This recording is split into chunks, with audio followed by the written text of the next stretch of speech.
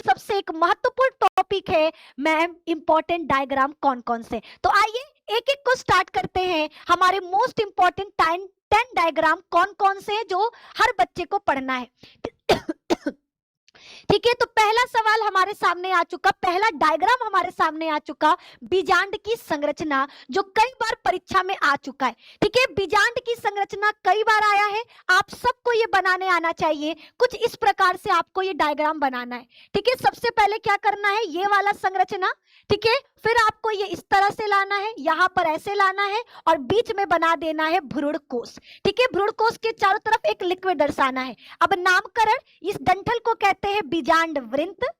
बीजांड वृंत, बीजांड वृंत और बीजांड आपस में जहां जुड़ते हैं उसे कहते हैं नाभिका या हाइलम।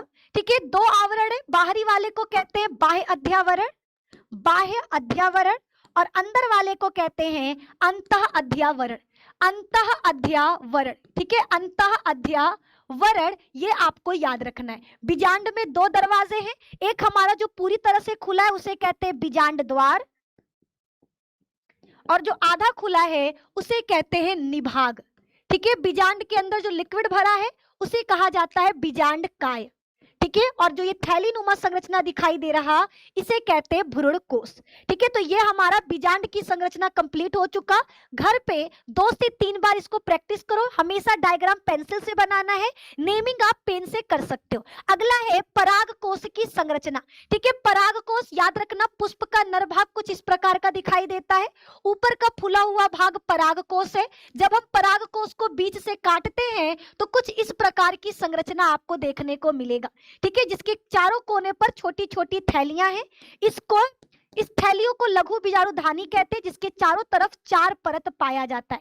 ठीक है, हम एक तरफ बना रहे हैं आपको समझाने के लिए, नामकरण कर देना। सबसे पहले बाहरी परत को कहते हैं बाह्य परत, बाह्य परत। ठीक है, उसके बाद वाले को कहते हैं अंतः परत, अंतः परत। तीसरा कहलाता है मध्य परत, मध्य परत, और सबसे अंतिम में जो लघु बीजाणुधानी के चारों तरफ है उसे कहते हैं टेपीटम। टेपीटम, ये आपको याद रखना है, टेपीटम कहते हैं। और ये जो आपको छोटा थैली दिखाई दे रहा उसे लघु बीजाणुधानी कहते हैं, लघु बीजाणुधानी कहते हैं। और इसके अंदर आपके लघु बीजाणु भरे होते हैं, लघु बीजाणु भरे होते हैं।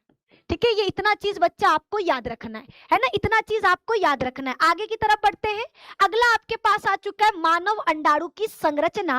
अगर अंडे की संरचना की बात करें, ठीक है, अंडे की संरचना की बात करें तो सबसे पहले याद रखना ये गोल होगा। ठीक है, इसमें 2 परत याद रखना है। ठीक है, ये इस तरह से हमारे अंडे के सबसे बाहरी कुछ कोशिकाओं के पुटक होते हैं, उनको कोरोना रेडिएटा कहते हैं।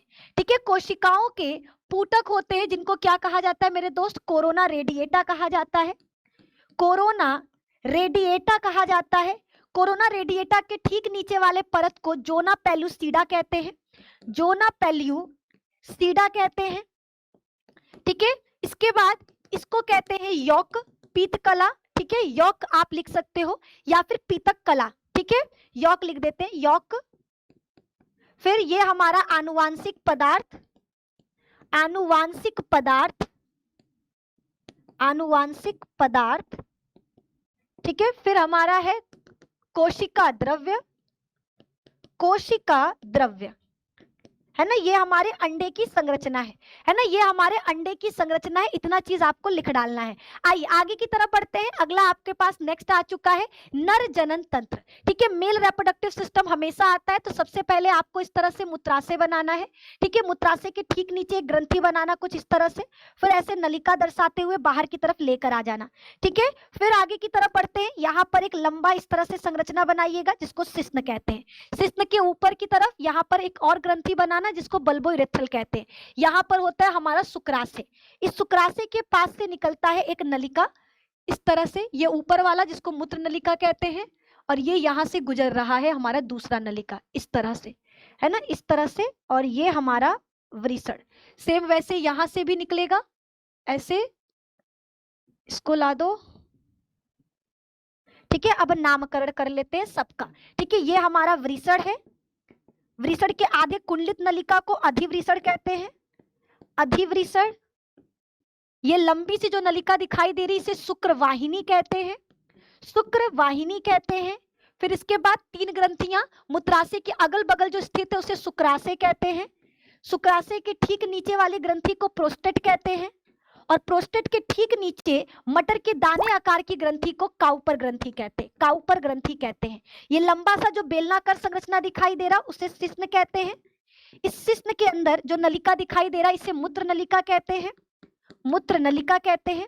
इस शिश्न नलिका का अग्रभाग चौड़ा है उसे शिश्न मुंड कहते हैं, शिश्न मुंड कहते हैं। और इस शिश्न मुंड पर यहाँ पर छिद्र होता है जिसे शिश्न छिद्र कहते हैं, जिसे शिश्न छिद्र कहते हैं। ये आप लोगों को याद रखना है ना। इतनी चीजें बच्चा आपको याद रखना है। आगे की तरफ बढ़ते हैं। अगला हमारे पास आ चुका है मादा जनन तंत्र।